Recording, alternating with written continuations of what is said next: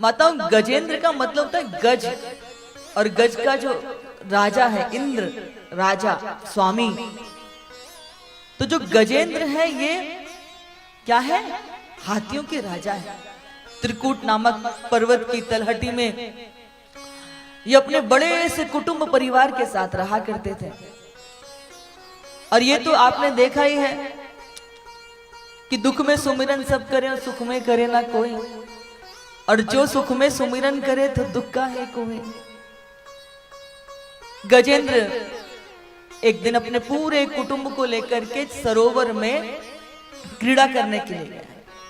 ये जो हाथी होते हैं ना, इनको जल क्रीड़ा बहुत पसंद होती है। और गजेंद्र का छोटा मोटा परिवार नहीं था, बड़ा कुटुंब था, बहुत बड़ा कुटुंब था इसका। मार्ग में कोई भी जीव जंतु कभी मिल जाता तो कहते कि कोई किसी भी प्रकार की कोई बात हो तो मुझे बता देना, मेरा नाम ले लेना, सामने वाला जो है भयभीत हो जाएगा और तुमको कष्ट नहीं देगा। इतना अहंकार था। तो यहाँ गजेंद्र अपने परिकर के साथ में सरोवर में स्नान कर रहे थे। तभी क्या हुआ कि एक ग्रह ने आकर के गजेंद्र के पैर को पकड़ लिया।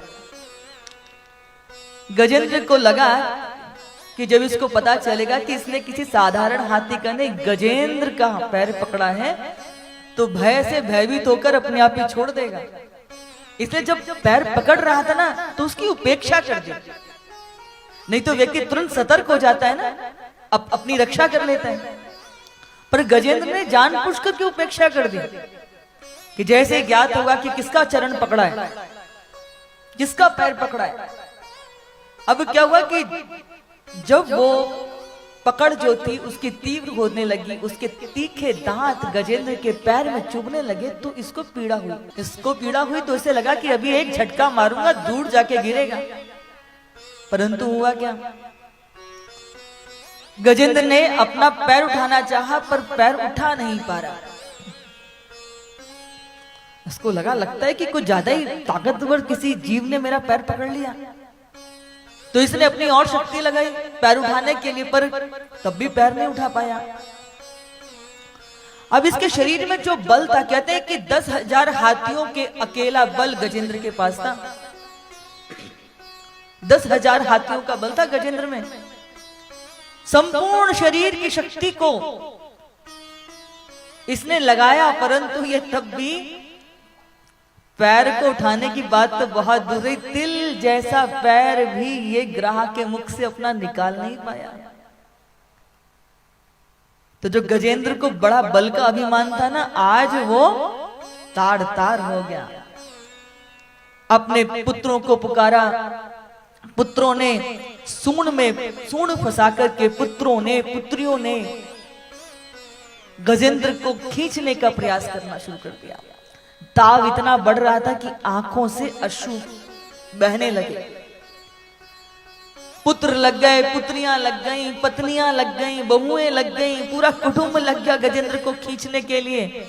और 1-2 दिन नहीं, 10-15 दिन तक ये जोर आजमाइश चलती रही, जोर लगा के हैसा। लेकिन आज गजेंद्र को कोई बाहर नहीं निकाल पा रहा। गजेंद्र बहुत दुखी हुआ, बहुत। कई दिन तक सबने जोर आजमाइश की। पुत्र सोचने लगे कि पिताजी तो बाहर आते नहीं और इनके साथ साथ में भूखे हमारा भी उद्धार ना हो जाए। तो पुत्र मुख मोड़ मोड़ करके जाने लगे। अब बहुएं सोचने लगी कि जब सब मिलके नहीं निकाल पा रहे थे तो हम क्या करेंगे। वो भी चल दी, बेटियां भी चल दी। गजेंद्र ने बहुत कहा कि मुझे इस विपरीत परिस्थिति में मुझे तुम सब छोड़ के जा रहे हो। और सब मुख मोड़ मोड़ के जाने लगे। पत्नियां लगी रहीं कुछ दिनों तक।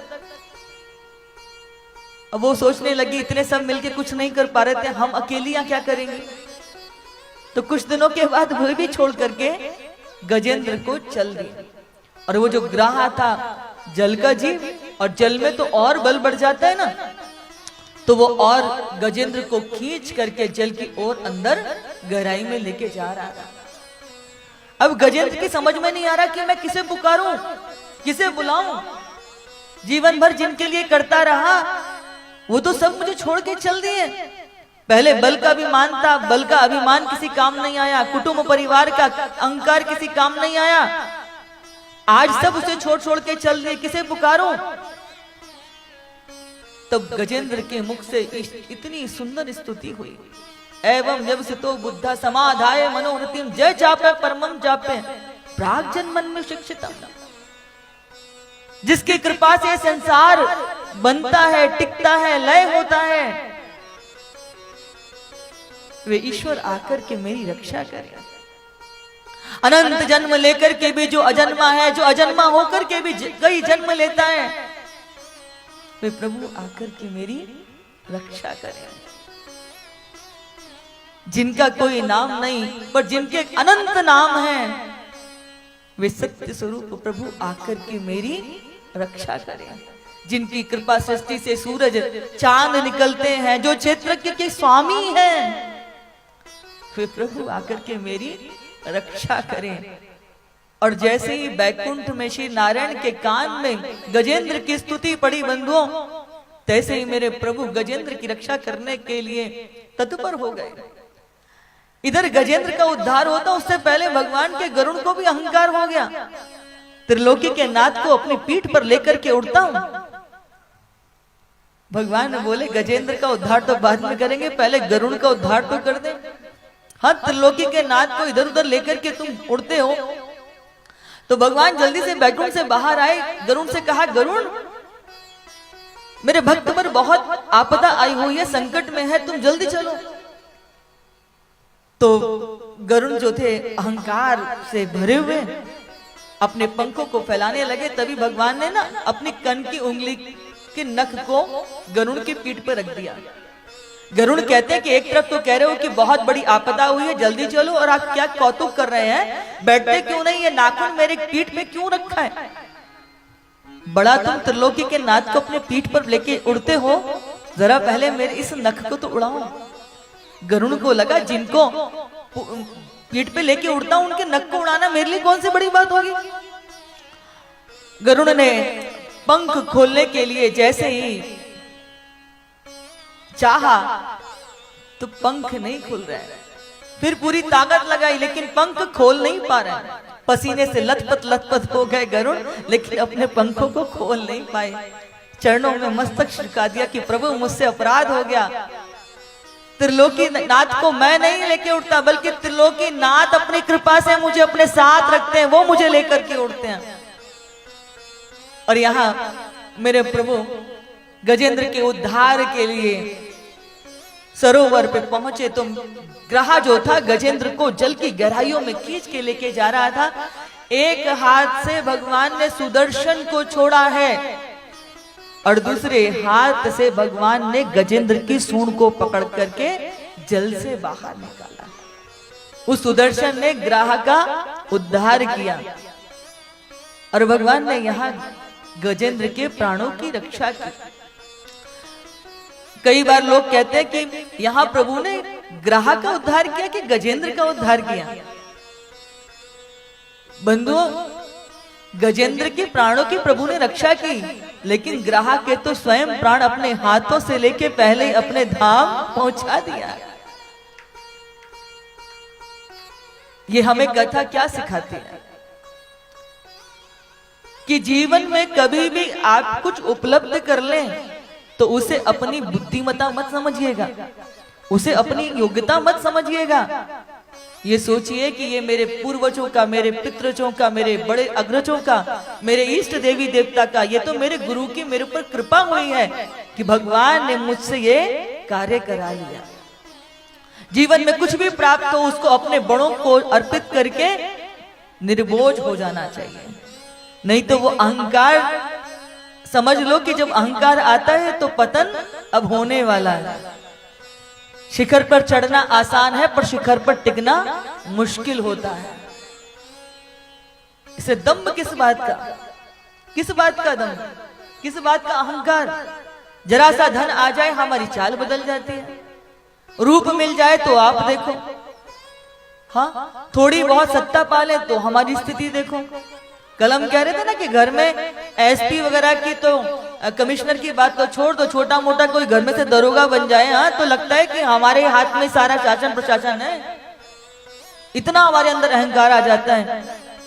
पर कभी आपने देखा कि जब बच्चा जन्म लेता है तो उसमें कितना वजन होता है? 2 किलो 2.5 किलो, ज्यादा हष्ट पुष्ट होगा तो 3-3.5 किलो वजन, यही तो होगा ना। जब बच्चा जन्म लेता है तो इतना ही वजन होता है, और जब चिता पर चढ़ जाता है ना तो बाद में उस राख को भी तोल लीजिएगा, इतना ही वजन बचेगा।